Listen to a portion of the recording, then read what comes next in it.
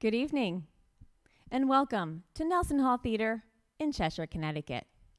Thank you for tuning in tonight as we present to you Wildfire short plays. This has been produced here and is being performed live on Nelson Hall stage. Tonight you will see a series of 3 short plays performed in 1 hour by 4 actors: Zach Fontanez, Chessa Fontanez, Ryan Jones, and Tim Gadomski. Our first play is a comedic drama, Wildfires, written by Alex Kulak and performed by Zach and Tim. The second, a dramatic romance, the harsh reality of dating a poet, written by Timothy M. Gadomski, features Chessa and Ryan. Our final show is a comedy entitled Asleep and a Forgetting, featuring Chessa and Zach and written by James McClendon. Finally, a special thank you to Dana Sachs of Art Place for our door and Clay Norman of Elam Park for our boat. You'll see those in just a little bit. And now, without further delay, please relax wherever you may be and enjoy Wildfire short plays.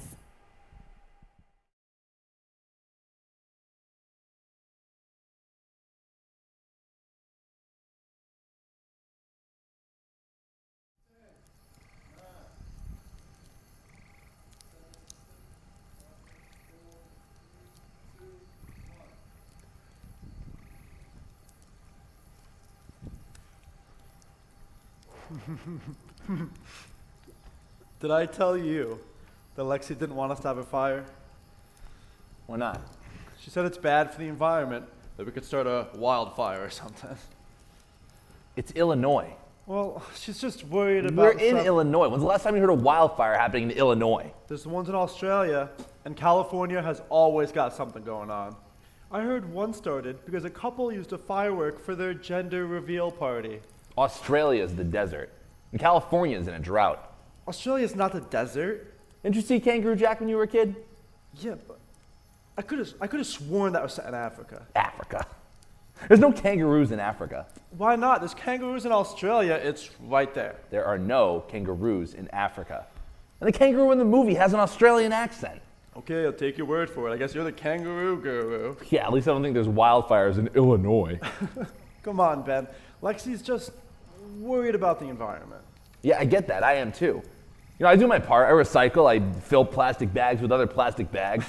But there's a difference between thinking the earth is polluted and thinking a giant firestorm disaster is going to happen in what's basically the freaking tundra. I mean, we were careful, right? I mean, we didn't start it on the grass. We're keeping it low. Yeah. I'll make sure it's all put out in the morning.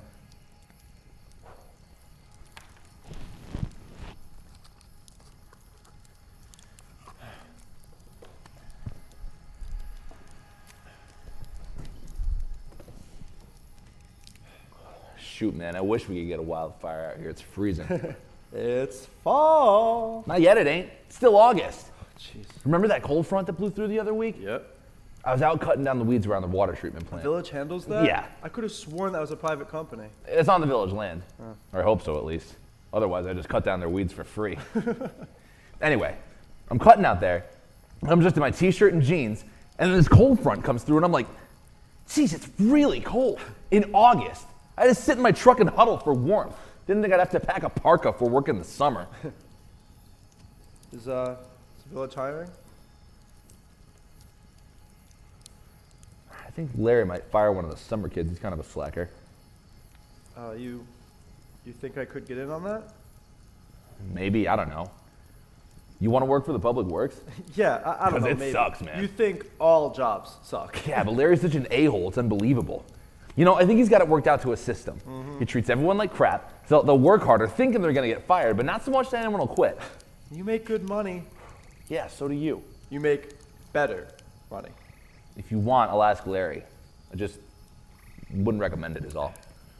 I'm just looking for something that pays better. What for? Trying not to be a bum. You're not a bum. Who said you're a bum? No one. You have a job, you pay your bills, you don't live with our parents anymore, you fail the test of being a bum. Did Lexi call you a bum? No, but She called you a bum. That's messed up, She bro. didn't call me a Now, bum. who else she to call you a bum? She would have a job. Her dad She's pays in her bills. school. She's more of a bum than you She are. didn't call me a bum. Then why are you so worried about it? Because Lexi's pregnant.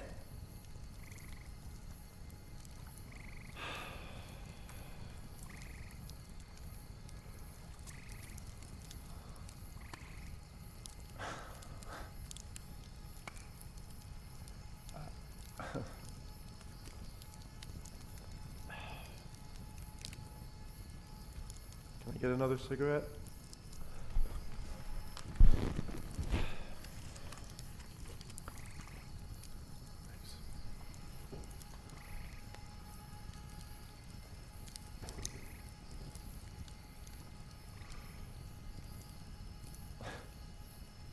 Wow. You want to talk about it? I told you about it, so I guess so. Well, I don't know, man. How'd that happen? Well, when a man and a woman are alone No, together... no, no. I mean, like, did you guys plan it? No, it happened. When did you find out? She told me this morning, before you picked me up. And you're the only one I've told. Like, at all? Mom and Dad don't know. No. Oh my God. So what are you gonna do? What do you mean? Like, are you gonna keep it or What? Like, I don't know where politics or values went. Of course she's gonna keep it. What kind of question is that? I don't know. Jeez, I didn't know where you were going with the story. Of course we're gonna like have it and everything. You think she would have told me if she planned on doing that? I don't know. I'm sorry.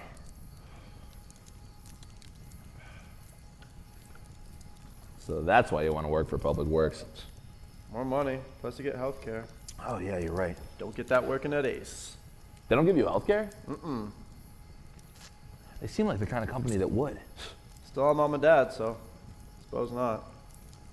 Well then yeah, I could check. I could definitely ask Larry, I'm sure I can get you in on something. Yeah, sure. You really want to work for the Public Works? Like I said, you make good money. You don't want to work for the Public Works, man. You work there? Yeah, and you're going to be a dad now, which is why I'm telling you that you don't want to work there. Well, why not? Made me into a jerk. You're a jerk all on your own. You don't need a job at the Public Works to help you. Yeah, it takes its toll. Yeah.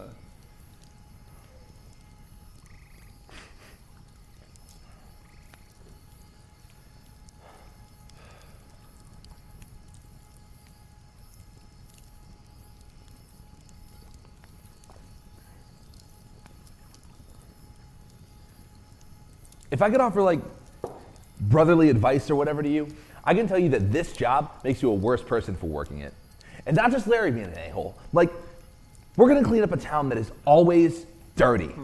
Picking up garbage, food containers, piss bottles. Did you know truckers do that? They piss into bottles and then chuck them out of windows, and then I have to go and pick them up. I do that every day. And then go out the next day at 6 in the morning and see more piss bottles in the exact same places as there were before. I do that every single day. And I hate the truckers more and more, and I hate Larry for making me do it more and more, and I hate anybody who litters more and more, which is everybody at some point, and it makes me think that the whole world is just filthy and polluted, and then maybe the wildfires in Australia burn it all down. Isn't that bad of a thing?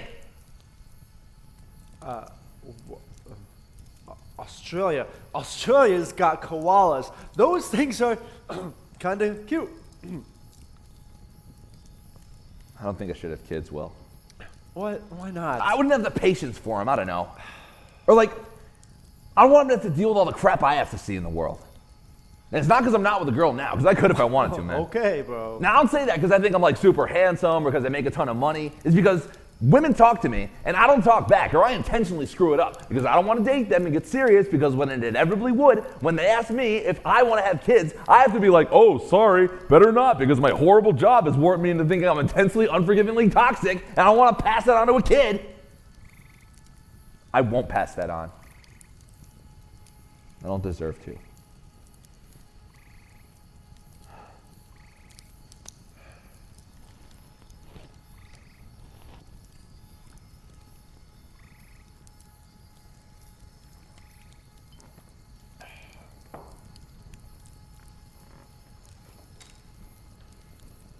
Look. Oh, dang it. It's the second time tonight. Oh, man. I don't think you're toxic, man. You can be an ass sometimes, but that's just you. Would you let me be around your kid? Of course. Why wouldn't I? You really don't think I'm toxic? No, man, it's just a job. I can still get you the job there if you want, No, man. don't, You really don't worry want- about it. I'll check some other places. That's good. You'll find something better. Yeah. Yeah.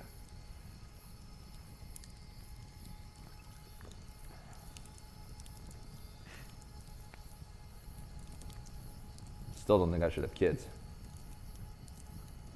I'd make a pretty good uncle, though. Absolutely. I'd be the coolest uncle in the world. I don't doubt that. I could give the kid advice on life and stuff, and he or she possibly could come to me with embarrassing stuff they can't go to you about. Hey, I think I'd be a pretty open parent. No way, they'd come to me. I could buy the kid booze. Oh, don't tell me that. You're not gonna do that. Uncle Ted bought us booze. What, are we gonna be hypocrites? Oh my God. What's your age cap on buying booze? How old were you when Uncle Ted first bought you booze? 16. 17? Deal.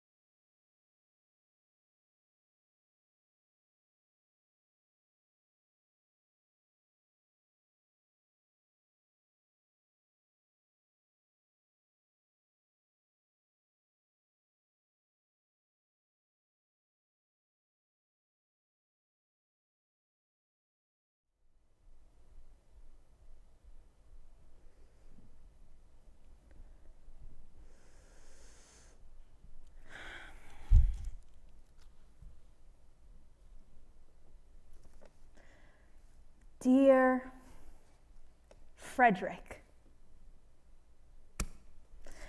how dare you? How dare you write about me? How could you take our personal moments and broadcast them to everyone? I shared my emotions with you and you alone. What gives you the right to distribute them to the world? I only gave you them to borrow. They were not yours to give away. We have known each other since we were young. I knew I loved you from the moment I saw your first show. That night in La Pirana was magical. The bartender made me feel right at home. She kept bringing us wine. It was like she knew you. Thinking back, she probably did. It seemed like everyone there knew your name. You were so popular, but that night, you chose me. Our conversation drifted from science to horses and even to the occult. You had such a beautiful mind. You seemed perfect.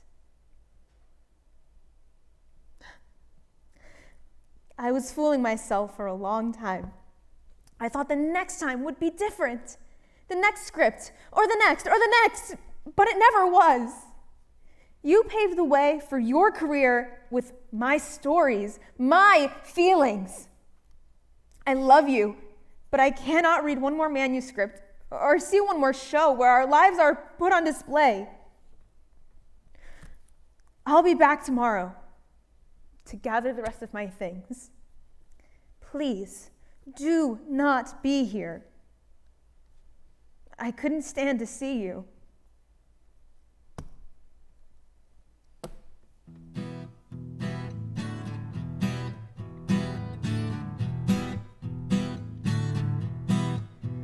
Goodbye, Freddie, I got to go. I've tried, not tried, you have to know. But I cannot do this, not anymore. Goodbye, Freddie, I have got to go. I cannot be a part of this show, not anymore, not anymore. I've been feeling so low, and you have got to let me go. Goodbye, Freddie, I thought you'd ought to know.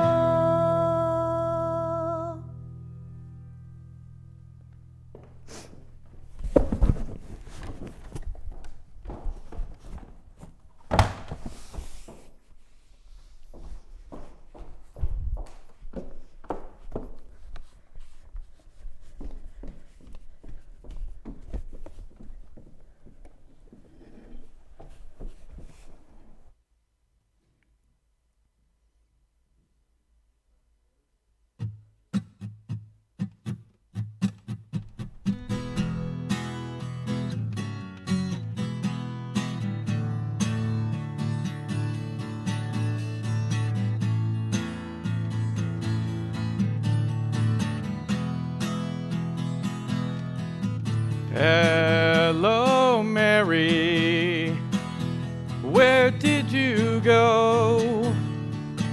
This is the second night you weren't at the show. Now I know I'm not Christopher Marlowe, but I thought you might come to see your beau. Now understand, I am not hurt. There's shows all week, I'm sure one will work. Yeah, I just can't wait to get back home where you are waiting with your double X chromosome. Mary, Mary, I'm home. Mary, Mary, where are you?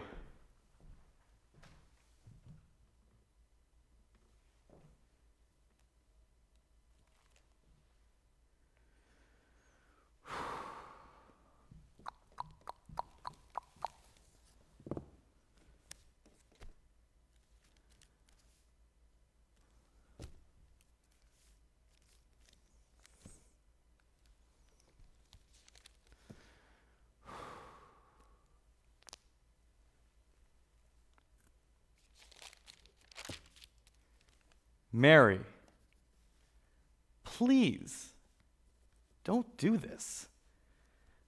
I couldn't continue on with you gone. I never wished to hurt you. I was just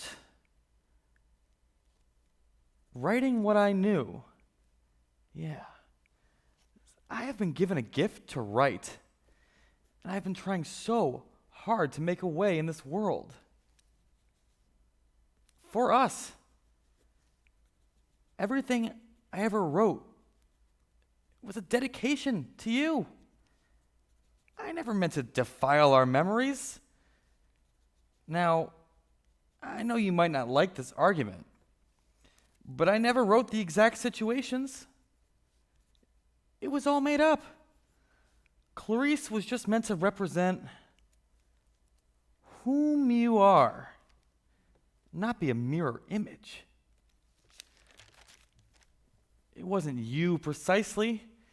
I mean, there's the you that you decide to show, the you that I see, the you that I interpret, and finally, there's the you that I write into the script.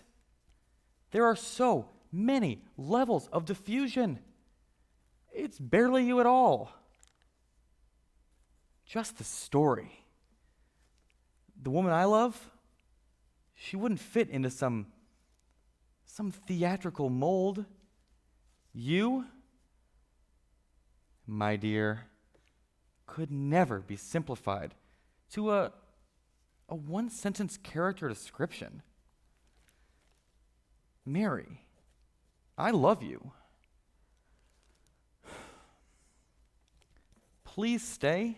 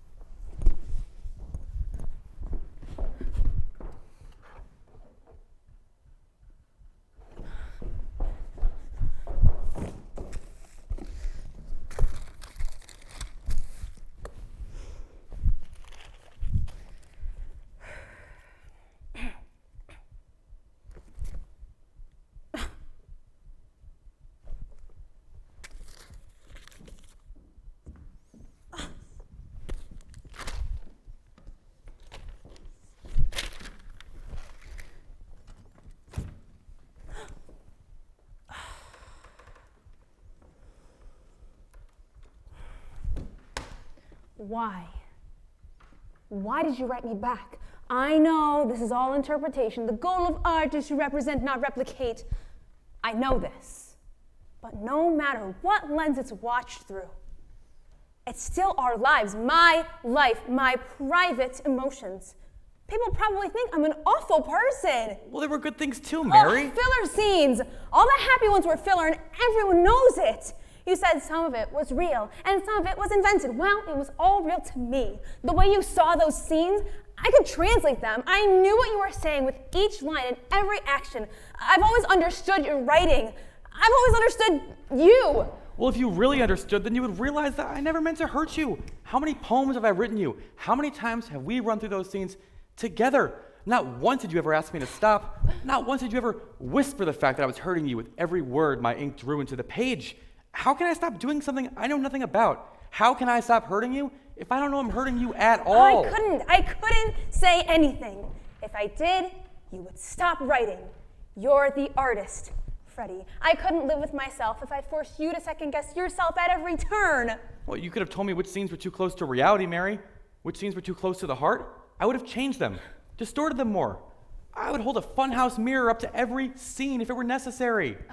That's too much work. Not if it was for you. I would change every page, twist every solitary sentence. I would flip every lonesome word if it meant that you could see the show with your heart unscathed. I never thought of it that way. Yeah, I know you didn't.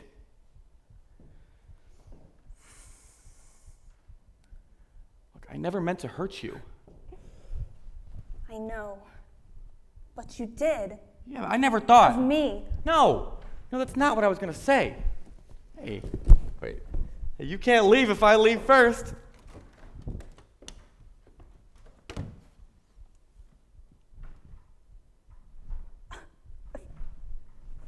Freddie?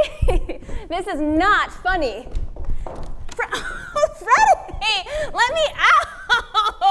I can hear you laughing in there. Hello, Mary. I hope you stay. I love our life. I wouldn't have it any other way. Goodbye, Freddie. I cannot continue this way. Well, come on, Mary. What's life without a little horseplay? You'll never change. It's in your DNA. Oh, well now, Mary, don't play it that way. You've always done this and you've always done that. You do what you want, that's a matter of fact. Well, love, if it's fact, there's no arguing that. Never meant to hurt you. What's the matter with that?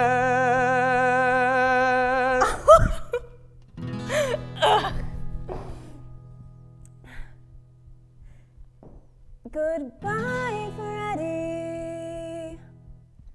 I tire so. Then let's lay down. You don't have to go.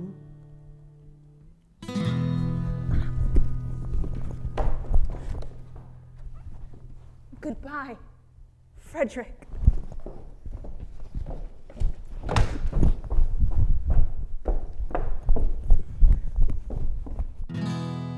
Hello, Mary.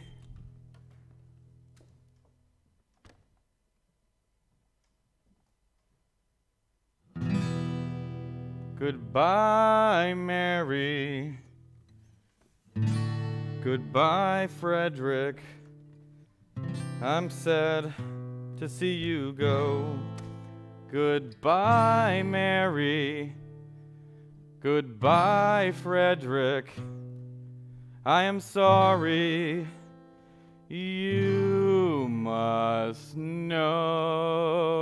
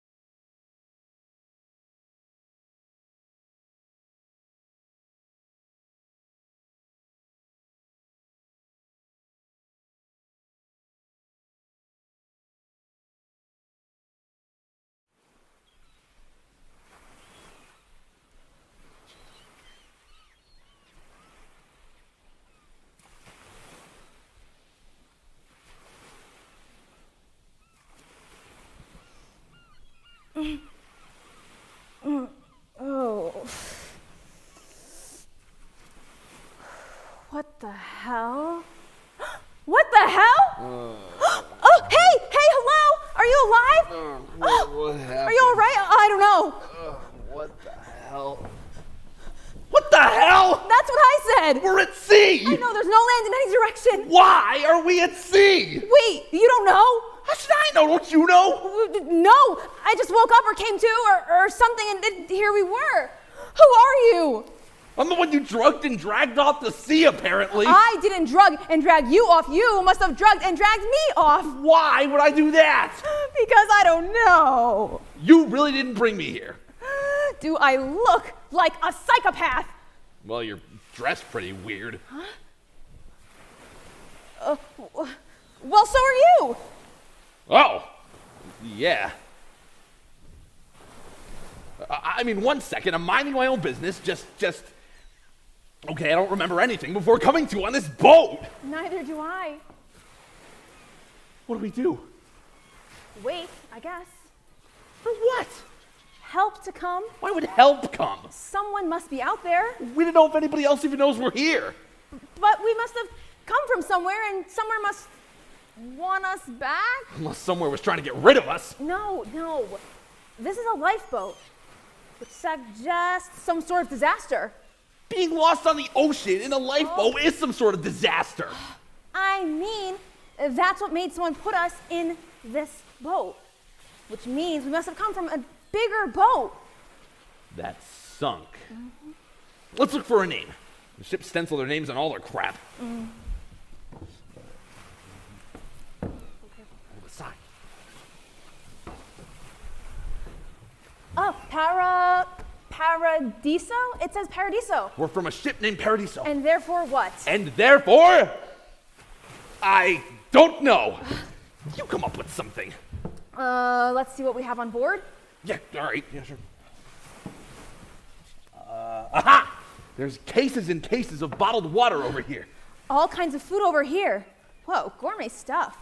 All kinds of artisan breads, cheeses, fruit, and oh my God, wine. Here, throw me an apple. I'm starved.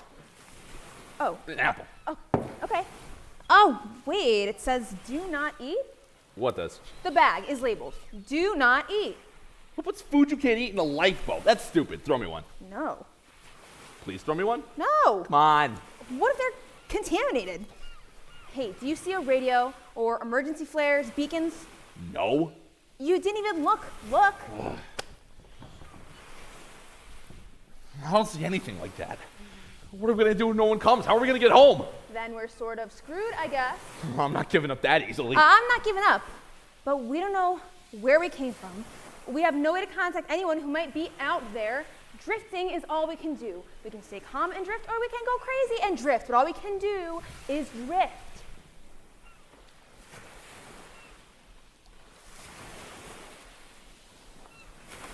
Somebody's probably just messing with us. I heard this story once about these guys whose friend was getting married. So 2 days before the wedding, they threw him this awesome bachelor party and, did the obligatory strip club. Oh, strip clubs are obligatory? That's not important. What is that they got the groom roaring drunk, and 2 of them took him on a plane to Poland, where they drove him into the countryside, took his wallet, passport, and clothes, left him there naked, and flew home. Men are depraved. No, see, it was funny, because, he didn't speak a word of Polish, so when he turned up at this farmhouse naked, they called the police, and... You've never been to a bachelor party, have you? Yeah, I've missed so much. Come on, can I have an apple? No. Ugh. Maybe whoever put us in this boat did it because they cared about us. Maybe something apocalyptic happened at home.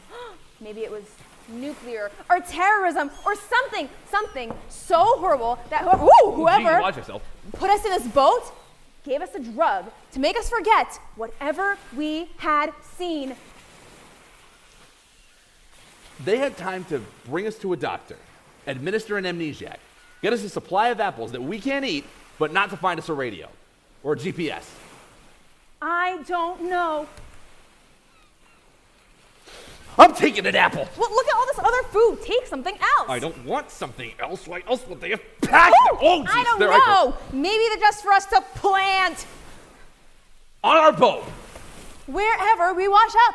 Look, probably no one explanation is going to make perfect sense because something very weird must have happened. Something beyond our understanding.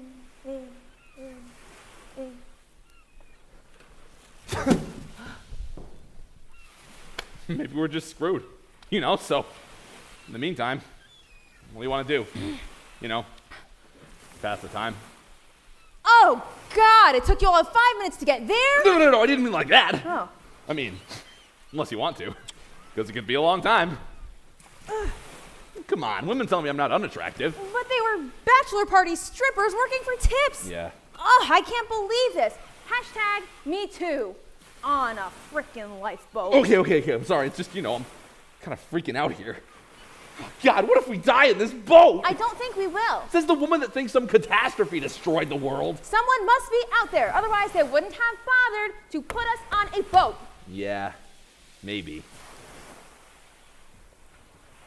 Have one with me. We can't figure this out if we're hypoglycemic. If you eat one and get sick, then I've got to take care of you. If you die, then I'm alone. Come on.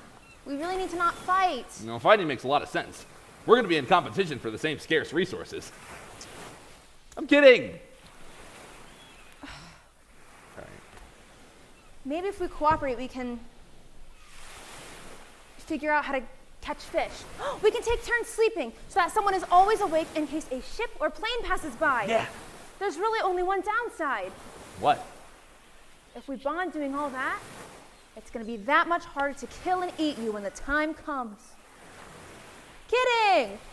You don't make cannibal jokes in a lifeboat. You just don't. What's wrong with Sorry. you? Jeez. My name is Evan.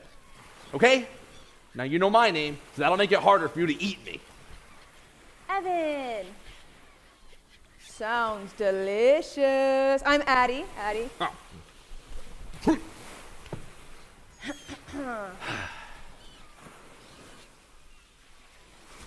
It really is kind of beautiful out here. It's just water. Endless water. No, look up. Those clouds behind us, they are just glorious. Wow. Wow. They really are. At least we have that then. While we wait for whatever. Yeah. Yeah. It is beautiful. You're right. At least we have that.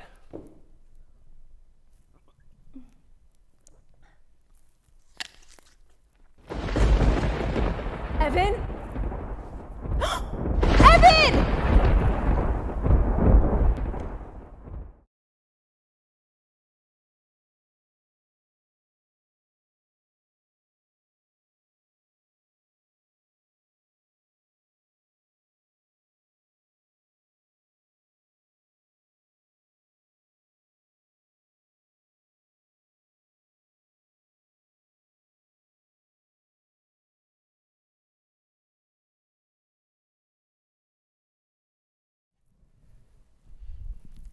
Thank you all so much for tuning in to Nelson Hall tonight. We have been working tirelessly for quite some time now, so we hope you enjoyed our show. I know that Ryan, Zach, and Chessa have been are very hardworking, and we're very happy that you could tune in. So thank you again, and please consider tuning in next time when we do another show like this. We hope you enjoy the rest of your night, and thanks again.